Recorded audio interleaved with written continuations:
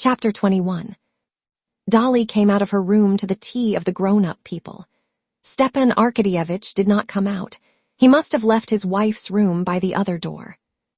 "I am afraid you'll be cold upstairs," observed Dolly, addressing Anna. "I want to move you downstairs and we shall be nearer." "Oh, please, don't trouble about me," answered Anna, looking intently into Dolly's face, trying to make out whether there had been a reconciliation or not. "It will be lighter for you here," answered her sister-in-law. "I assure you that I sleep everywhere, and always like a marmot." "What's the question?" inquired Stepan Arkadyevitch, coming out of his room and addressing his wife. From his tone, both Kitty and Anna knew that a reconciliation had taken place. "I want to move Anna downstairs, but we must hang up blinds.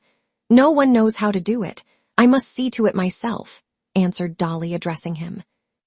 "God knows whether they are fully reconciled," thought Anna, hearing her tone, cold and composed. "Oh, nonsense, Dolly, always making difficulties," answered her husband. "Come, I'll do it all if you like." "Yes, they must be reconciled," thought Anna. "I know how you do everything," answered Dolly. "You tell Matvey to do what can't be done and go away yourself, leaving him to make a muddle of everything." And her habitual, mocking smile curved the corners of Dolly's lips as she spoke. Full reconciliation, thought Anna. Thank God. And rejoicing that she was the cause of it, she went up to Dolly and kissed her. "Not at all. Why do you always look down on me and Matvey?" said Stepan Arkadyevitch, smiling hardly perceptibly and addressing his wife. The whole evening Dolly was, as always, a little mocking in her tone to her husband, while Stepan Arkadyevitch was happy and cheerful, but not so as to seem as though, having been forgiven, he had forgotten his offense.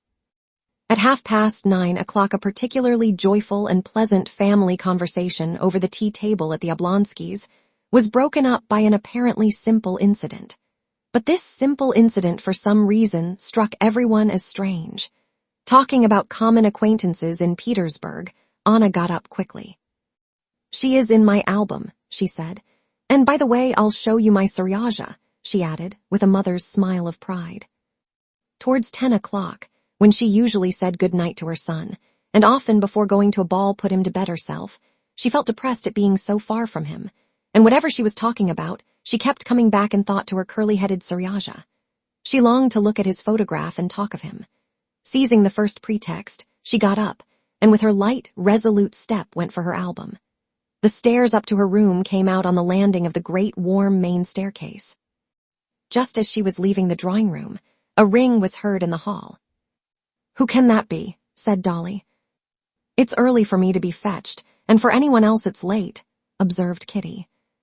"Sure to be someone with papers for me," put in Stepan Arkadyevitch.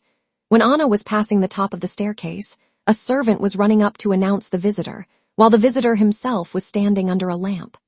Anna, glancing down, at once recognized Vronsky, and a strange feeling of pleasure, and at the same time of dread of something stirred in her heart. He was standing still, not taking off his coat, pulling something out of his pocket. At the instant when she was just facing the stairs, he raised his eyes, caught sight of her, and into the expression of his face there passed a shade of embarrassment and dismay.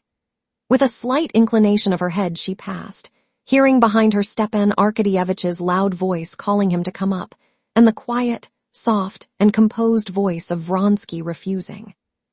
When Anna returned with the album, he was already gone, and Stepan Arkadyevitch was telling them that he had called to inquire about the dinner they were giving next day to a celebrity who had just arrived. "And nothing would induce him to come up. What a queer fellow he is," added Stepan Arkadyevitch. Kitty blushed. She thought that she was the only person who knew why he had come and why he would not come up. "He has been at home," she thought, "and didn't find me and thought I should be here, but he did not come up because he thought it late and Anna's here." All of them looked at each other, saying nothing, and began to look at Anna's album. There was nothing either exceptional or strange in a man's calling at 9:30 on a friend to inquire details of a proposed dinner party and not coming in, but it seemed strange to all of them. Above all, it seemed strange and not right to Anna.